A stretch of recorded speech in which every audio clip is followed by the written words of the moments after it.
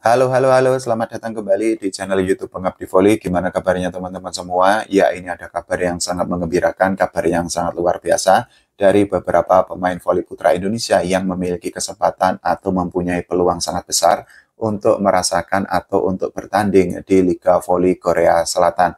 Mereka memiliki kesempatan yang sangat besar untuk menyusul karir Megawati Angestri Pertiwi atau Megatron yang saat ini menjadi andalan di Red Spark yang merupakan salah satu kekuatan utama di Liga Voli Korea Selatan. Kita ketahui bahwa Megawati Angestri Pertiwi atau Megatron bisa disebut sebagai pembuka jalan bagi para pemain voli Indonesia untuk merasakan ketatnya persaingan di Liga Voli Korea Selatan. Sebelum kita membahas mengenai siapa saja pemain yang sudah memasukkan draft ke KOFO agar bisa bermain atau bertanding di Liga Voli Korea Selatan, kita akan membahas sedikit mengenai apa itu draft sendiri.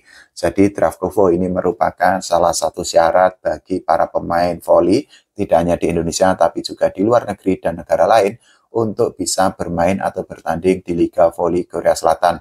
KOFO sendiri itu sudah membuka draft pada tanggal 15 Januari tahun 2025 yang lalu dan ditutup pada tanggal 13 Februari tahun 2025 kemarin. Untuk prosesnya sendiri pada tahun ini memang sangat berbeda atau berbeda 180 derajat dibandingkan musim-musim atau tahun-tahun sebelumnya.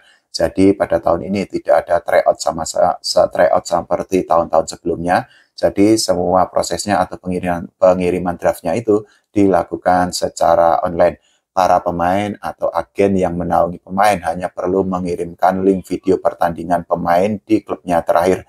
Contohnya begini, kalau Rifanur Mulki itu memasukkan draft, dirinya itu perlu memasukkan video pertandingan terakhirnya bersama Wolfdog Nagoya. Karena kita ketahui bahwa saat ini Rifanur Mulki masih membela Panji atau masih membela Wolfdog Nagoya yang bermain di Liga Jepang. Nah, agen itu akhirnya akan memasukkan lamaran pemain ke semua klub dan lamaran itu akan dilengkapi dengan beberapa komponen seperti statistik para pemain, kemudian rekaman video dan juga dokumen lainnya. Semua lamaran itu akan disebar ke seluruh klub yang saat ini bermain atau berlaga atau bertanding di Liga Voli Korea Selatan. Persaingannya tentu saja sangat ketat, khususnya bagi para pemain voli putra Indonesia agar bisa lolos dan bermain di Liga Voli Korea Selatan, karena pada tahun 2025 ini ada 101 pemain yang mengikuti draft. Jadi 101 pemain itu tidak hanya dari Indonesia tapi juga dari negara-negara lain yang selama ini memiliki kualitas yang tidak perlu diragukan lagi. Jadi ada para pemain dari Iran, Jepang, Kazakhstan, Cina dan lain sebagainya. Setelah nantinya lamaran dimasukkan, nantinya para pemain itu akan dinilai dan KOFO nantinya akan menjadi atau membuat peringkat dari para pemain yang memasukkan draft untuk bisa berlaga di Liga Voli Korea Selatan. Setelah itu KOFO akan menentukan 40 pemain yang berhak mengikuti draft agar mereka memiliki kesempatan bermain di Liga Voli Korea Selatan. Pengumuman sendiri itu akan dilakukan oleh KOFO pada tanggal 28 Maret tahun 2025 mendatang. Jadi para volimania yang masih menunggu kira-kira bagaimana peluang dari para pemain voli Indonesia agar bisa lolos dari draft itu masih harus menunggu cukup lama lagi, tapi tenang saja karena tentu saja kita berharap agar para pemain voli yang mengirimkan draft itu lolos dan mereka bisa mengikuti jejak Megawati Angestri Pertiwi. Nah, seperti yang tadi saya bilang bahwa ada beberapa pemain Indonesia yang memasukkan draft. Pada awalnya rumor yang beredar itu ada 8, jadi 8 pemain voli putra Indonesia yang memasukkan draft itu adalah Rifanur Mulki, kemudian Doni Haryono, kemudian Fari Septian, kemudian Sandi Akbar, ada juga Nizar Zulfikar, kemudian Dauda, kemudian Luffy Febrian, dan juga ada Agil Angga. Tapi ternyata jumlah pemain voli putra Indonesia yang memasukkan draft untuk bisa berlaga atau bermain di Liga Voli Korea Selatan bertambah satu lagi menjadi 9, karena ternyata Diyul Fikri yang merupakan setter timnas Indonesia sekaligus setter andalan dari Jakarta Lavani ternyata juga memasukkan draft ke KOFO. Nah, kepastian itu sudah diumumkan oleh Aspagensi yang merupakan agen yang menaungi Diyul Fikri. Jadi menurut Aspagensi, Diyul Fikri itu masuk di nomor list di posisi atau di peringkat ke-20.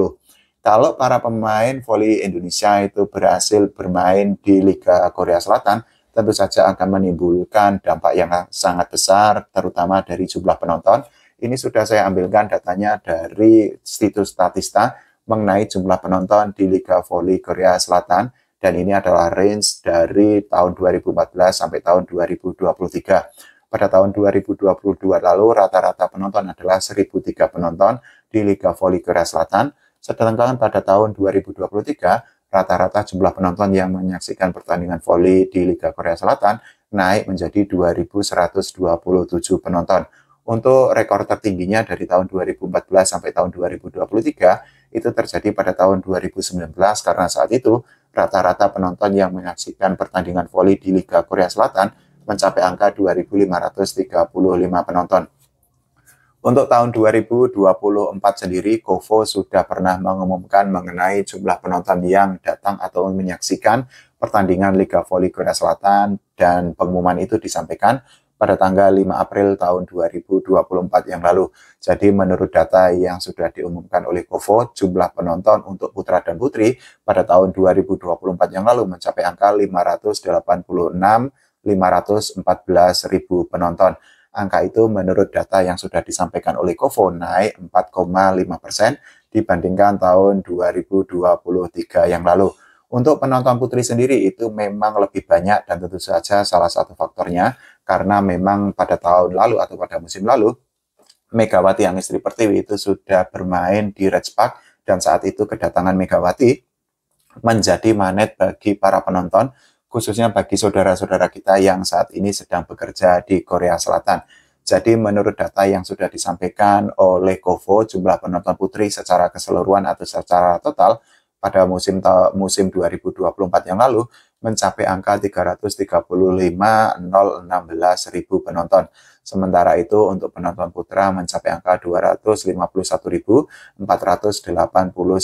penonton sepanjang tahun 2024 yang lalu. Nah, kalau nanti ternyata ada pemain voli putra Indonesia yang bertanding atau berlaga di Liga Voli Korea Selatan, ini hampir bisa dipastikan magnet para pemain voli putra itu akan mendatangkan para penonton, terutama saudara-saudara kita yang saat ini sedang berada di Korea Selatan untuk menyaksikan pertandingan dari klub yang dibela oleh para pemain voli putra Indonesia itu. Untuk menurut Kovo sendiri, untuk penonton putra itu memang naik 17,4% dibandingkan musim lalu. Jadi ada peningkatan yang cukup luar biasa, cukup signifikan dari tahun 2023 ke tahun 2024. Tapi tentu saja Kovo sangat berharap agar agar jumlah penonton yang menyaksikan pertandingan itu akan meningkat lebih pesat lagi. Kalau menurut teman-teman semua, bagaimana mengenai peluang bagi Rifa Nurmulki, Agil Angga, Dio Yulfikri, Doni Haryono, kemudian juga Nizar Zulfikar, dan lain sebagainya untuk bisa lolos dan bermain di Liga Voli Korea Selatan? Silahkan tulis di kolom komentar. Kita doakan agar semakin banyak pemain voli Indonesia yang akhirnya abroad atau merintis karir di luar negeri. Jangan lupa doakan timnas Indonesia agar berprestasi tidak hanya di level Asia, tidak hanya di level SEA Games, tapi juga di level Asia dan di level dunia. Oke, terima kasih. Sampai jumpa.